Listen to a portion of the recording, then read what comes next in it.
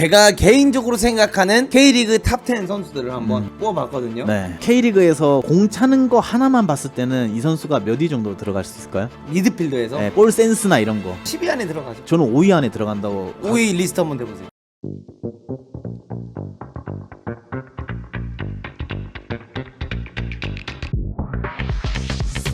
쿠팡 플레이의 대단한 섭외력에 대해서 한번 이야기를 해보고 싶습니다. 알겠습니다. 한번 읽어주시죠. 코미디기의 대부이자 열렬한 축구팬으로 유명한 방송인 이경규 씨가 2024 시즌 K리그 공식 개막전에서 해설위원으로 나선다. 축구의 능 이경규가 간다를 통해 총 7번의 월드컵 현장을 전하며 갖춘 통찰력으로 한준희 해설위원, 배성재 캐스터와 함께 이번 시즌 K리그의 전망과 관전 포인트를 함께 짚어줄 예정이다. 개막전에 이어 3월 10일 오후 2시 45분에 서울 월드컵 경기장에서 열리는 FC 서울과 인천 유나이티드의 경인 더비도 쿠플픽 중계에서도 이제 이경규가 한 번 더 게스트로 활약을 하고요. 이번에 이제 K리그의 새로운 시즌의 첫 시작을 함께 할 수 있어서 행복하다. 오랜만에 축구장에서 2주간이나 보낼 생각에 벌써 설렌다며 쿠플픽을 통해 현장에서 같이 호흡하며 많은 즐거움을 드리겠다고 소감을 전했다. 야, 이거 2002년도 한일 월드컵 때 이제 이경규가 간다. 아, 재밌었어요. 이거 기가 막혔죠. 네, 이거. 이게 진짜 진정한 유튜버였죠. 이 시대의 유튜버. 이 시대의 브이로그. 관중석에서 캠을 이렇게 찍고 카메라 들고 네. 이야 대한민국. 브이로그를 그때부터 찍으셨네. 사실 이 생태계의 레전드세요. 시대를 엄청 앞서 가신 분이네. 이 생태계의 레전드인데 이제 어쨌든 간에 아시안컵이 끝나고 나서 마자마자 이경규 개그맨님께서 그런 이야기를 하셨죠. 회장 누구야? 정몽기다가 이제 개인 채널에서 이 사태를 만들어 놨으면 나가자. 근데 그렇게 그러니까 옆에서 약간 그래도 좀 회장인데 이랬는데 아이씨 건드리지 마 이씨 축구 이 사태 만들었으면 나가야 될 거 아니야. 책임을 져야 될 거 아니야. 이렇게 이제 하셨었죠. 근데 그렇게 말씀하기 어려운데 공인이시잖아요. 그리고 그 영상이 이제 비공개 처리가 되긴 했대요. 너무 이게 파장이 컸으니까. 근데 쇼츠로 막 돌아다니던데. 근데 어쨌든 간에 그만큼 축구에 진심인 분인데 네. 또 이렇게 이제 이슈화가 됐죠. 쿠팡. 이슈화가 됐는데 쿠팡이 이런 걸 놓치지 않는다라는 거야. 그러니까 나는 진짜 이 쿠팡이 K리그 작년부터 뭔가 쿠팡이 K리그를 중계하면서 확실히 중계 카메라라든가 이런 거부터 좀 확실히 더 좋아진 느낌 났고요. 그리고 경기를 보는 몰입도가 높아졌고 이경규님처럼 뭔가 이런 연예인들이라든가 뭐 개그맨이라든가 뭐 가수들이라든가 이런 사람들이 막 합류를 하면서 뭔가 경기 전에 그냥 볼거리 하나를 더 제공하는. 그리고 여기가 캐스팅을 잘하는 것 중에 하나가 여러분 해마다 항상 K리그가 열리기 전에 정말 이슈가 됐던 연예인 혹은 이슈가 됐던 사람을 항상 이 첫 경기 혹은 이런 경기 때 부르세요. 작년에는 헐란, 엄지훈, 그분이 오셔가지고 또 핫하게 이끌어 주셨고 올해는 또 이경규 님을 이렇게 초대하면서 확실히 쿠팡에서 이 K리그를 중계한다는 것 자체가 K리그 흥행에 높은 그걸 주지 않을까, 관심도를. 그래서 나는 그러니까 이런 걸 보면서 한 가지 느끼는 게 딱 있습니다. 내가 맨날 하는 말이죠. 그래서 협회장에 누가 왔는데 했을 때 나는 진짜 대한축구협회를 쿠팡이 먹을 때가 된 것 같아요. 이게 맞아요. 여론이 뭐 좋아할지도 정확히 알아. 어쨌든 우리나라 프로축구를 발전시키고 있는데 큰 몫을 하고 있잖아요. 그쵸. 쿠팡이 단순히 K1만 2만 하는 게 아니라 K3 중계권까지 사가지고 K3까지 중계를 해요. 그러니까 이런 거 보면 물론 이걸로 이제 뭔가 흑자를 막 돈을 벌고 막 아니면 이걸로 마케팅 효과를 더 키우고 막 이런 것도 있지만 어쨌든 일을 너무나도 잘하잖아요. 그리고 일을 잘할 때 대중이 어떤 일을 우리가 했을 때 좋아할 만한지를 좀 보잖아요. 그래서 저는 제 개인적인 호프, 희망입니다. 간곡히 한번 쿠팡.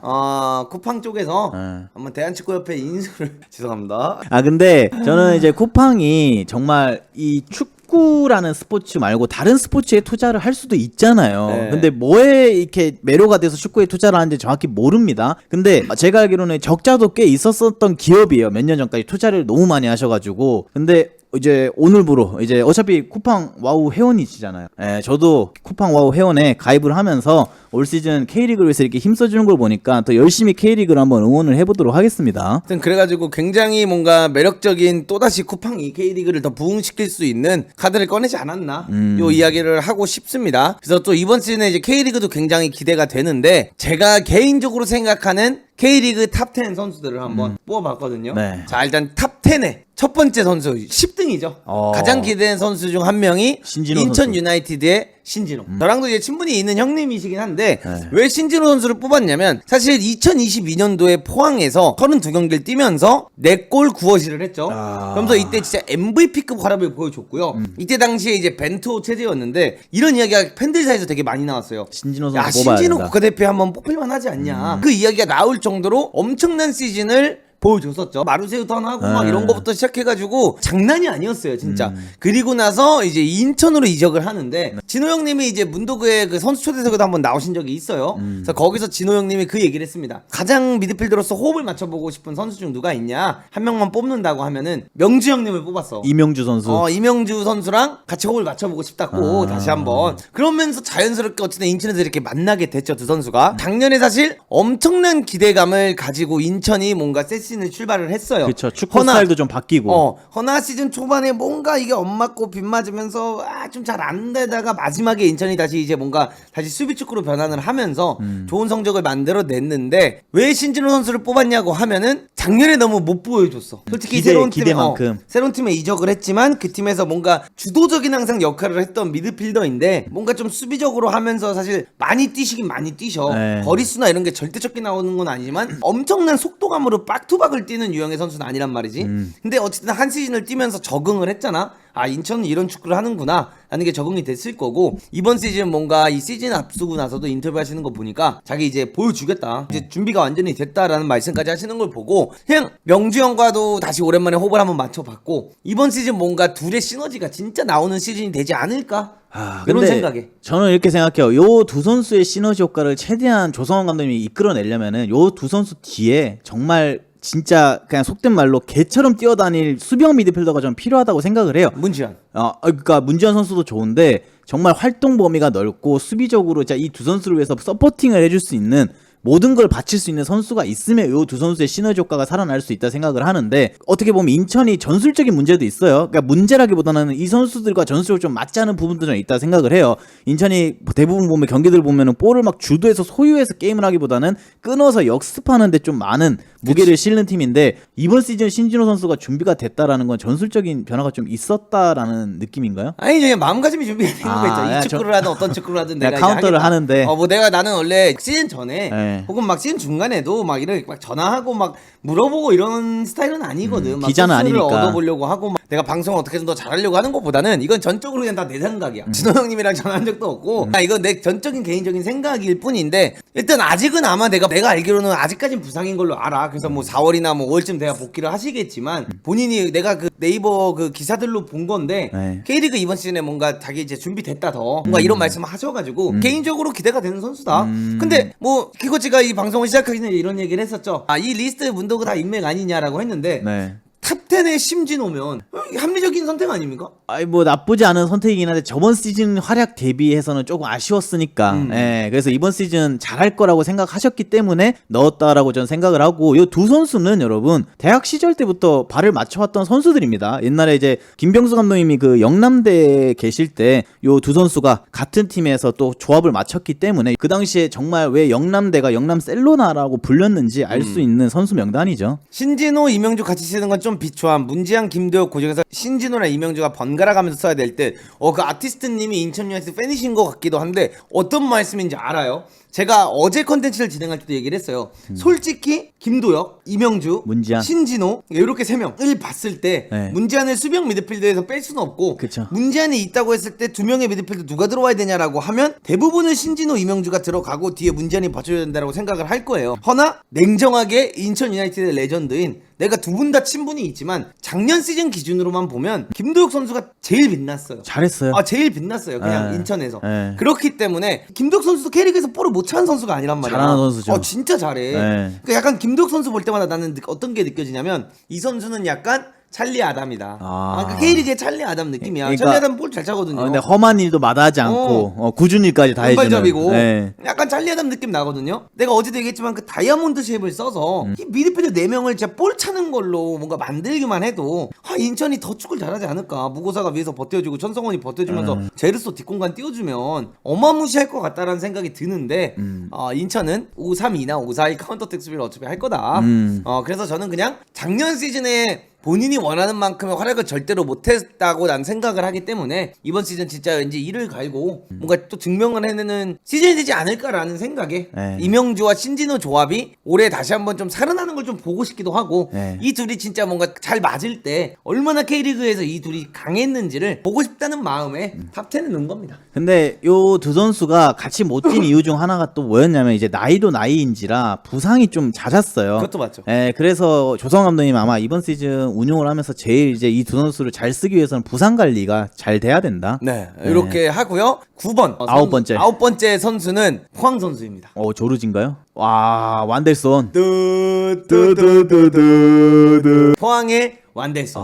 이 선수 저 잘해요. 예. 그래서 지난 시즌 같은 경우에는 이제 23 시즌에 20경기를 출전을 해서 2골 3어시를 했고요. 그 전 시즌을 보면은 포항에서 계속해서 뛰던 선수죠. 네. 근데 이 선수가 사실 윙도 뛸 수 있고 풀백도 뛸 수 있는 선수예요. 원래는 공격이었어요. 옛날에 포항에 처음 왔을 때는 공격 자원으로서 날카로운 왼발 슛도 많이 보여주고 했었는데 이제 이 선수가 중동에 한번 다녀오고 나서부터 나이가 이제 좀 들다 보니까 아래쪽으로 내려가서 뛰더라고요. 근데 아래쪽에 잘 뛰어요. 근데 진짜 그냥 딱 이 표현이 정확한 것 같아요. K리그의 에스투피니안이다. 내가 봤을 때는 모르겠어요. 현 시점 그냥 진짜 우리가 그냥 그 윙백 기준으로 봤을 때 유일하게 왼쪽에서 스피드함을 가지고 치고 나가면서 정말 좋은 질적인 크로스를 올릴 수 있는 선수 중 한 명이다.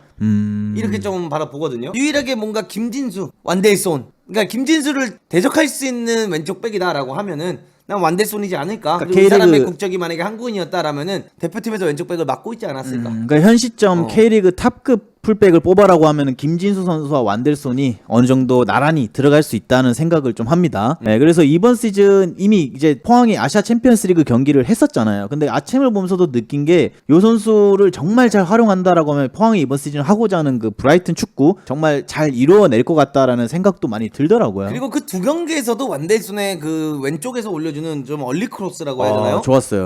조르지도 있고 이우재도 있고 허용준도 뛰어오다 들어보니까 크로스만 좋으면 사실 골 연결될 가능성이 높거든요. 근데 그 선수들이 못 받아 먹었죠. 근데 이 선수가 진짜 왼쪽 백에서 보여주는 뭔가 여유로움과 스피드함과 기술적인 능력은 솔직히 너무나도 좋고 이번 시즌 완델손이 주장 완장까지 받았습니다. 그렇기 때문에 저는 뭔가 더 기대가 되지 않나. 근데 좀 걱정되는 것 중에 하나는 이게 나이가 이 선수가 꽤 있어요. 올해 만 나이로 34인데 작년에도 경기 수를 보면은 21경기밖에 안 뛰었거든요. 맞아요. 그래서 부상이 좀 많아요, 이 선수가. 그리고 확실히 뛰는 그 모습을 보면은 예전에 젊었을 때만큼 폭발력 있게 막 몸이 나가진 않더라고요. 옛날에는 진짜 몸이 튀었거든요. 그래서 이번 시즌 요 선수의 부상 관리를 정말 잘 해낸다라고 하면은 포항이 좀 더 좋은 축구, 좋은 성적을 유지할 수 있지 않을까. 사실 엄청 고민했어요. 이 9위에 네. 완델손을 넣을까 오베르단을 넣을까. 이거 진짜 고민했어요. 왜냐면 지난 시즌 기준에 오베르단은 잘했죠. 진짜 좀 미친놈이었거든요. 네. 너무 축구를 잘하고 많이 뛰고 우리나라 많은 팬들이 원하는 그 진짜 미드필더. 빡투박. 네.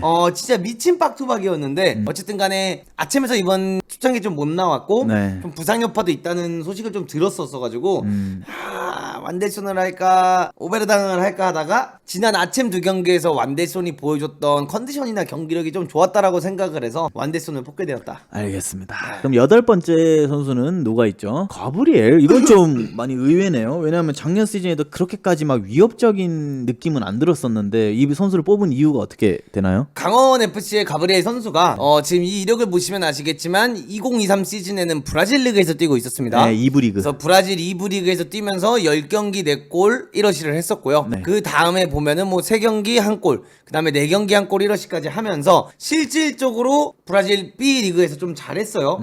제가 그때 당시 이 선수가 브라질 B에서 뛰는 경기들을 풀 경기로 몇 개 봤어요. 근데 진짜 통통 튀고요. 네. 매력적인 선수예요.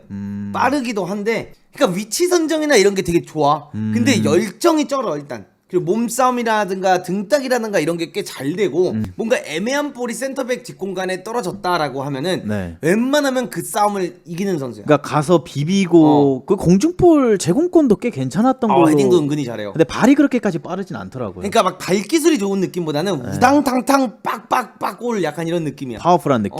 그래서 지난 시즌에 어떻게 보면 적응도 했고 네. 본인이 본인이 강원에 와가지고 이 플레이오프를 살아남을 수 있는 주역이기도 했고 그래서 뭔가 적응이 좀 잘 되지 않았을까라는 생각에 경기 숫자 보면은 그렇게 나쁘진 않아요. 16경기를 뛰어서 어쨌든 간에 5골을 득점을 했고 네. 늦게 합류했던 건데도 강원이 냉정하게 상태가 안 좋은 상황에서 들어와서도 한 걸 쳤을 때는 이 정도면 잘하지 않았나. 그래서 이 선수가 이번 시즌 좀 더 활약이 빛나지 않을까라는 생각에 저는 가브리엘 굉장히 좀 기대가 된다. 근데 저는 강원에서 기대되는 선수 한 명 뽑으라고 하면 저 갈레고를 뽑을 거라고 예상을 했는데 가브리엘은 오늘 좀 많이 의외이긴 하네요. 고민했어요. 가브리엘, 네. 갈레고, 강투지. 이 셋 중에 누구를 하는 게 좋을까 생각을 했는데 강투지는 그냥 너무 잘해. 네, 그냥 잘해요. 그냥 내가 봤을 때 현재 K리그 최고의 센터백 중 한 명이야. 네. 강투지가. 그래도 아무래도 공격 쪽이 조금 더 기대가 되다 보니까 근데 갈레고는 작년에 저희가 이 강원 경기를 몇 경기 중계하면서 항상 멘트가 비슷했던 게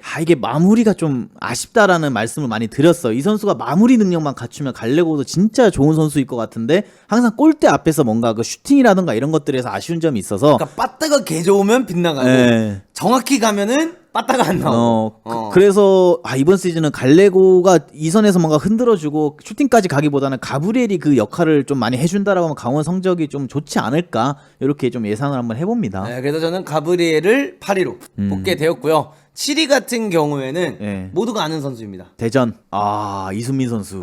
또 이승민 선수에 대해서는 또 김코치가 좀 잘 알지 않습니까? 예전에 한번 제가 컨텐츠를 찍었던 적이 있는데 이수민 선수 같은 경우에는 정말 늦게 핀 꽃이라고 좀 칭을 하고 싶어요. 왜냐하면은 이 선수가 솔직히 영남대에서 정말 좋은 시즌을 보내고 광주 FC로 입단을 했어요. 근데 광주에 그 당시 감독님이 남기일 감독님이 계셨고 그때는 많은 경기를 뛰지를 못했습니다. 그래서 나는 여기 프로팀에서 시간 낭비를 하지 말고 빨리 군대부터 다녀와야 되겠다 해서 공익 요원으로 이제 포천 시민축구단에 다녀왔고 포천에서도 뭐 열심히 뛰다가 다시 광주로 왔을 때 그때 당시 감독이 이제 김호영 감독님이 계셨어요. 그래서 그때도 많은 기회를 받지는 못했어요. 왜냐면은 솔직히 프로 1년차 때 엄청난 업적을 남기고 공익을 갔으면은 돌아와서도 이 선수 무조건 써야 돼 이렇게 할 텐데 프로에서 워낙 많은 경기를 못 뛰었기 때문에 돌아와서도 굳이 뛰켜야 돼라는 그 분위기였는데 이제 이수민 선수의 어떻게 보면은 은인이죠. 요 사진에 보이시는 이종효 감독이 강주가 2부에 있을 때 감독 부임을 딱 하시고 난 이후부터 이제 과감하게 선발 라인업에서 이찬동 같은 선수들을 빼버리고 이수민 선수를 적극적으로 기용하면서 그때부터 이제 사이드 풀백 이수민이 아니라 미드필더 이수민으로 다시 재탄생하게 됐습니다. 어떻게 보면 본인의 은인이죠. 은인이고 네. 이종우였기 때문에 이 선수의 진가를 알아봤던 게 아닐까라고 해서 이렇게 넣어놨고 네. 대부분 이런 게 있습니다. 저는 이순민 선수가 당연히 잘하길 바라지만 왜 이순민 선수를 이 탑 기대되는 선수에 넣어놨냐면 카이세도가 될 것이냐 메갈리스터가 될 것이냐 그러니까 이런 느낌이에요. 브라이튼에서 한 시즌을 굉장히 잘 치르고 너무나도 좋은 활약을 펼치고 이 선수들이 이제 첼시로 이적을 가고 리버풀로 이적을 갔다는 거죠. 근데 어쨌든 간에 메갈리스터는 지금 우승도 벌써 하나 했고 그다음에 뭔가 점점 이렇게 좀 올라가고 있는 느낌이 든다고 하면은 카이세도도 경기력적인 부분에서는 좋지만 팀 성적이 좀 잘 안 나면서 많이 묻히고 있어요. 그렇죠. 그러니까 그런 부분에서 과연 이순민 선수가 대전에 가서 주장까지 맡게 됐는데 이 주장에 대한 분명히 부담감도 있을 거고요. 새로운 팀이다 보니까 아직 이 선수들에 대해서도 아직 좀 잘 이게 안 될 수도 있는 거고 컨트롤이. 그쵸. 그리고 또 여기에는 본인보다 나이가 많고 경력도 높은 주세종이라는 미드필더가 있습니다. 그래서 이런 걸 봤을 때 이 주장 이순민 이게 과연 대전에서 잘 통할 것인가? 나는 시너지 효과가 잘 날 것 같은데. 반대로 시너지가 엄청 잘 날 수도 있고. 주세종 선수가 볼 플레잉 해주고 이수민 선수가 뒤에서 커버링 다 해주고. 그러니까 오히려 잘 될 수도 있어. 네. 그러니까 난 되게 기대가 되는 거야. 메갈리스의 비유한. 거기다가 대전이 브라이튼 축구를 하니까. 그리고- 그래서 과연 이순민이 거기서 진짜 그 브라이튼 축구 광주에서 딱 배웠던 거 싹 빼와가지고 감독님 그 제가 일찍 썰었는데 말이죠. 그래서 영입한 건가 진짜? 그래가지고 브라이튼 축구를 한다면 또 어떻게 될지 모르죠. 근데 그래서 좀 기대가 된다. 근데 요번에 그 이정료 감독님이 이수민 선수한테 그 미디어 데이 때 약간 뒤끝있는 말을 좀 남겼어요. 유머러스하게 날 어떻게 떠난 되죠? 걸 이제 후회할 거라고. 근데 후회될 수도 있어요. 근데 연봉이 몇 배인데 후회를 해요. 그럼 이제 이수민 선수가 말해야죠. 야, 마이크 체크, 1, 2. 너네가 줄 수 있는 연봉 3억. 대전 9억. 대전 9억. 소리 질러.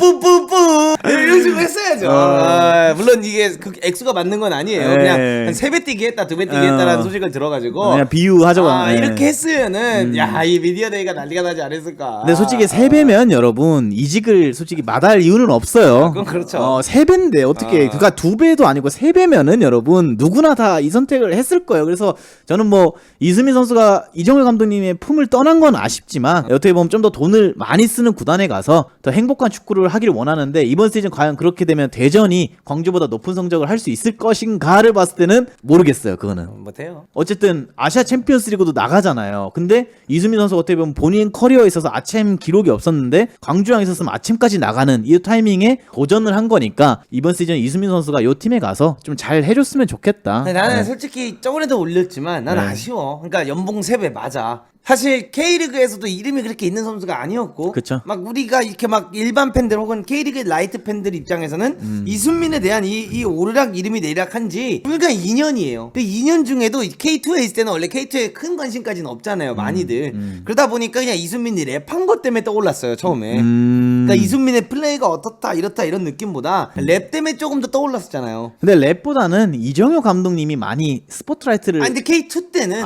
냉정하게 K2 때는 모르는 사람들이 많았죠. 이정효 감독님에 대해서도 이렇게까지 열광하진 않았고 그쵸. K2 내에서 축구인들 내에서만 좀 이게 야 확실히 좋은 축구한다였지 이렇게 막 전 국민이 이정효 열풍이 일어날 정도는 아니었잖아. 그쵸. 그러니까 이승민 선수도 같은 맥락이었잖아. 근데 K1에 왔어. 말도 안 되는 성적을 냈어. 아챔을 나가게 되면서 국가대표도 어쨌든 뽑혔어. 네. 그러니까 연봉 2~3배니까 당연히 어마어마한 차이인 건 아는데 반대로 이 아챔 경력을 또 느끼고 그 다음에 국가대표에서도 이제 주전 자리를 꿰찰 수 있는 뭔가 그것도 한 번쯤은 기다려보는 것도 조금만 더 괜찮지 않았을까. 근데 반대로 말씀드리면은 이번에 만에 광주가 재계약 제안서를 내밀었을 때 연봉이 마음에 안 들지만 재계약을 찍는 순간 여러분 이수민 선수가 나이가 있어요. 94년생으로 본인이 마지막으로 잭팟을 터뜨릴 수 있는 시기가 지금밖에 없기는 해요. 이게 선수도 어떻게 보면은 직장인이잖아요. 그렇기 때문에 어느 정도 있는 나이가 있는 선수가 마지막으로 더 높은 연봉을 제시했을 때 가는 거는 어쩔 수 없는 선택이었다. 맞아. 잘못된 선택했다는 건 절대 아니고요. 네, 근데 그런 내 개인적인 그런 아쉬움은 있다. 이정효 감독님과 한 번 더 아침에서 이순민의 모습을 좀 보고 싶긴 했다.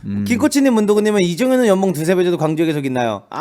내가 봤을 때는 이번 시즌은 있었을 것 같아요. 이정효 감독님도 오퍼가 없었던 건 아니기 때문에. 그런 얘기가 있어요. 스포츠 기사에서 봤는데 이정효 감독을 잡기 위해서 좀 많은 연봉을 제시를 했대요. 그래가지고 광주가 더 좋은 선수를 영입하는데 뭐 이수민 선수를 잡을 때도 연봉 협상에서도 조금 힘듦이 있었다라고는 하더라고요. 근데 저는 광주 구단의 선택은 이게 옳다라고 생각을 해요. 단 한 명의 선수를 잃을래 아니면 감독을 잃을래 했을 때 요 감독을 잡는 게 좀 맞다라고 생각을 해요. 현명한 선택을 그쵸. 했다. 그리고 또 이것도 있죠. 어떻게 보면은 이순민 선수가 이제 이렇게 뭔가 떠나게 됐잖아요. 네. 근데 이 떠나게 되는 부분에 있어서 원래 이순민이 울산현대 썰이 있었어요. 있었죠. 울산현대 원래 가는 걸로 얘기가 되고 막 이렇게 하려고 했는데 이정효 때문에 못 갔대요. 왜요? 이순민을 데려가려면 FA가 아니었을 거야. 이정효. 이정효가 너무 높으니까 고승범도 데려와야 되고 막 이런 시점에서 이순민까지 품기는 좀 어려웠다 하면서 이제 대전을 가게 됐다. 뭐 이런 이야기가 있어요. 그래서 난 좀 기대가 돼. 과연 이순민이 이제 새로운 감독님 안에서 어떤 축구를 보여줄까? 주세종 선수와 어떤 축구를 보여줄 수 있을까? 요거에 대한 기대감과 궁금증 때문에 이순민 선수를 7번으로 알겠습니다.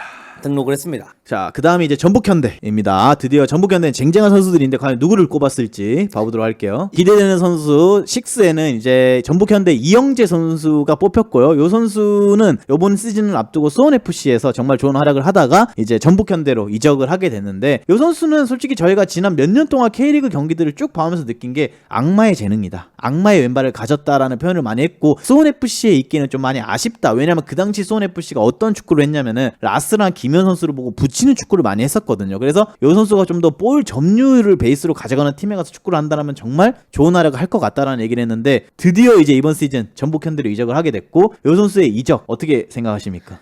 막 고승범이 울산을 가고 막 이순민이 대전을 가고 이런 게 있는데 제일 미드필더 중에 영입 잘한 것 같아. K리그에서 공 차는 거 하나만 봤을 때는 이 선수가 몇 위 정도 들어갈 수 있을까요? 미드필더에서 볼 센스나 이런 거. 볼 센스만 봤을 때 10위 안에 들어가죠.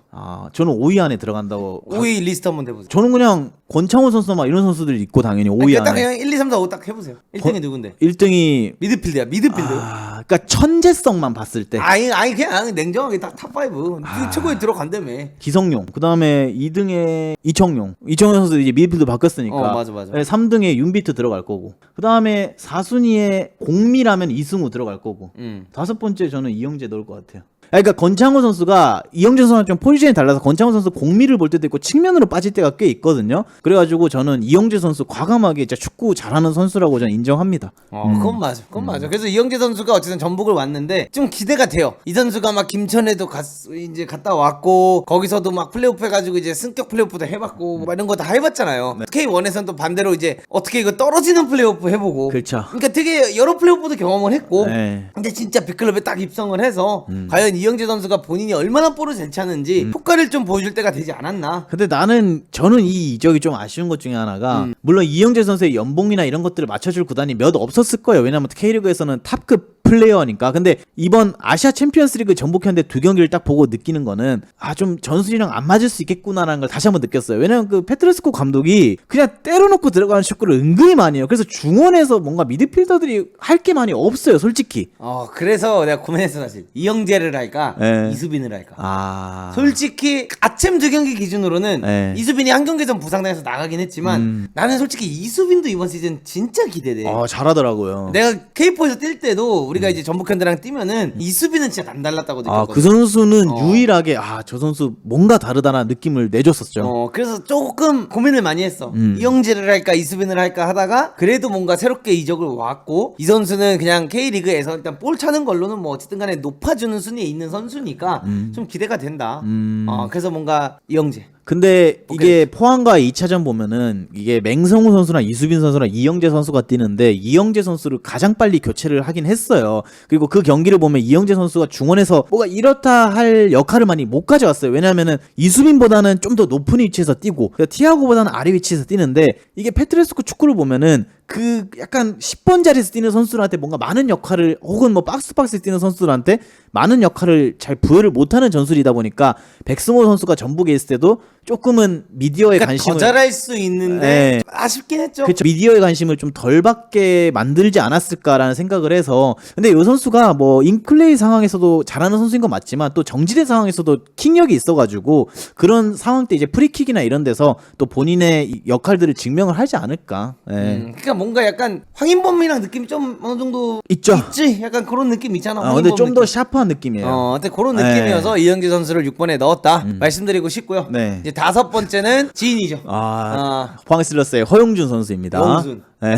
허용준. 그래서 제가 아까 컨텐츠 시작하기 전에 이거 개인적인 그 친분이 있어서 넣은 거 아니냐 했는데 이제 다시 한번 질문하셨잖아요. 그러면 너 포항에서 기대해서 누가 있냐 했을 때 생각을 해봤는데 허용준 말고는 떠오르는 선수가 없어. 포항에서가 아니라 자 K리그 국내 공격수 탑5 한번 생각해보세요. 현재 K리그에 있는 국내 공격수 중에 탑5 안에 들어갈 만한 선수 1번 용병 선수도 포함입니까? 국내 선수도 국내 선수 주민규 1번 주민규죠. 2번 떠올라요 누가? 어려울걸? 어렵다. 국내파 정통 공격수 중에 누굴 뽑으라고 하면은 주민규 선수 말고 공격수 이승훈 공격수가 아니야. 그러니까 스트라이커 포지션에 뛸 수 있는 선수 없는 것 같은데. 그래. 그니까 이 전 시즌에 10골 4어시를 한 혹은 파이널 A까지도 10골 5어시를 하고 일본을 갔다가 돌아온 거잖아. 당연히 기대가 되지. 이 선수가 얼마나 해줄지. 그 이호재 선수는 나이가 아직 어리다 보니까 저희는 아무래도 이호재 선수보다는 좀 더 기대가 된다라고 표현을 좀 하고 싶어요. 아니, 진짜 이게 없다니까. 뭐 천성훈 꼽으라 하면 꼽을 수 있죠. 천성훈 꼽을 수는 있죠. 플레이가 그럼 주민규, 천성훈. 그 아래는 이제 기억이 안 나요. 생각이 없어요. 약간 그렇다니까. 조영욱 선수도 플레이적인 건 좋은데 사실 모르겠어. 그 서울에서 좀 보여줘야 되고 그다음에 뭐 김지현 선수라고 얘기할 수 있는데 김지현 선수도 울산에서 좀 더 증명을 많이 해줘야 되고 그만큼 국내파 정통 스트라이커가 많이는 없어요. 그래서 나는 뽑은 거야. 허영진 선수. 왜냐면 어쨌든 간에 슈테리케 때 이거 지금 한 5번째 우려 먹고 있는 거야. 아니 슈테리케 때 어쨌든 간에 국가대표 한번 갔다 왔고 중국전 뛰었죠. 경험이 은근히 있는 선수예요. 아챔도 뛰어봤고 그다음에 일본까지 이번에 갔다 오면서 또 이제 새로운 문화도 경험하고 왔고 내가 실제로도 이렇게 이제 만나서 얘기를 했지만 자긴 자신 있다고 했거든. 그리고 나랑 내기를 했다고 했잖아. 올해 14골 이상 못 넣으면 너가 밥 사라. 14골 이상 넣으면 내가 밥 사겠다 하니까 형 보여드릴게요. 근데 그 자신감이 있었는데 두 번째 경기 아침 때 나왔잖아요, 선발로. 난 원래 내 지인들 칭찬 잘 안 하잖아. 내가 아는 사람한테 막 그날 경기 잘했다고 막 막 이런 거 난 절대 안 하고 막 오히려 전화 오거나 이러면 에이씨 그거밖에 못하냐? 이러는 편이잖아. 네. 내가 처음으로 그날 경기 끝나고 용준한테 먼저 카톡을 했어. 아 잘하더라. 야 용준아 뭐냐 너. 야 이거 너 기대 이상이다 야. 이렇게 얘기를 했거든. 얼마나 낮게 봤으면 기대 이상이라고 얘기를 한 거야. 아니 애초에 뭘 낮게 봐요. 아니 애초에 얼마나 낮게 측정을 해놨으면 기준점을 기대 이상이다고 표현을 했어요. 왜냐면 그날도 허영준 선수가 잘한 건 맞아요. 근데 후반에 어떻게 보면 그 패스미스가 좀 나오고 교체 아웃을 당하긴 했잖아요. 그 뭐 이제 첫 경기였으니까 복귀하고 부상이 있었고. 근데 그거 봤잖아. 어정원 뛰는 거 보고 딱 풀려주는 거라. 패스하는 거며 드리블하는 거며. 그러니까 나는 솔직히 허영준이 위쪽에서 뭔가 헛다리 하고 막 이렇게 골 넣고 이런 걸 기대했지 용준이한테는. 네. 근데 그날 경기는 허영준이 내려와서 풀어주더라고. 약간 주앙 페드로처럼 내려와서 자기가 푸는 역할을 해주는 걸 보고 올해 용준이 기대가 된다. 근데 이 선수가 이게 뭐 저보다 나이가 2살 많잖아요. 그래서 학교 다닐 때 잘하는 선수들은 우리나라 국내 축구판이 좁으니까 다 들리잖아요. 근데 이 선수 같은 경우는 어렸을 때는 윙어로서 활약을 많이 하셨었어요. 그쵸. 네, 왼쪽 윙, 뭐 오른쪽 윙으로 많이 뛰다가 최근에 이제 스트라이커로서 완전히 자리를 잡는 느낌인데 저는 근데 이번 시즌 많은 골을 넣는 거는 힘들 수도 있다는 생각이 좀 들어요. 나도 그 생각은 해. 왜냐하면은 포지셔닝 자체가 원톱 스트라이커가 아니고 약간 그 우측으로 빠져서 플레이를 많이 그러니까 하더라고요. 플레이메이커 역할을 해야 돼. 네. 나는 막 허영준이 이번 시즌 엄청나게 골을 넣을지 어시스트를 많이 할지 이건 모르겠는데 그냥 용준이의 플레이메이킹이 굉장히 좀 빛날 것 같다. 경기력은 좋을 것 같다. 경기력이 좋을 것 같다라는 네. 기준 때문에 그렇게 된 거야. 근데 이제 이 선수가 골을 넣을 수 있는 장면들은 꽤 나올 것 같아요. 왜냐면 그 완델슨이 올라갔을 때 크로스가 뒤에서 뭔가 조금만 더 빠르게 침투하거나 받아먹으면은 최소한 좀 그 패턴에서 많은 득점을 하지 않을까. 근데 또 그거는 있지. 포항 스틸러스가 하려고 하는 브라이털 축구. 네. 브라이털에 아직 오베르단과 김종우와 백동동이 끼지 않은 상태로 갔기 때문에 정재희도 아직 안 왔고. 정재희도 돌아오고 이런 선수들이 진짜 들어와가지고 한다면 용준이가 그렇게까지 플레이메이킹을 안 하고 조금 더 위에서 플레이할 수도 있고 자유롭게. 그랬을 때는 또 득점이 나올 수도 있고 그러니까 뭔가 좀 기대가 돼 진짜. 근데 이번 시즌 포항이 상위 스플릿에 적어도 들어가고 싶다면은 조르지가 지금 플레이는 좋은데 골이 안 터져요. 그리고 몇 경기 봤을 때는 이것도 궁예라고 말씀하실 수 있는데 그냥 느낌상 이번 시즌 조르지가 골을 많이 못 넣을 수도 있어요. 솔직히. 그렇죠. 경기력은 좋은데 그랬을 때 허영준 선수가 적어도 10골 이상은 넣어줘야 포항이 그래도 상위 스플릿에 들어갈 확률이 매우 높아진다. 네. 그래서 용준이를 뽑게 됐습니다. 그래서 이렇게 했고요. 네 번째는 인연이 있는 선수예요 또.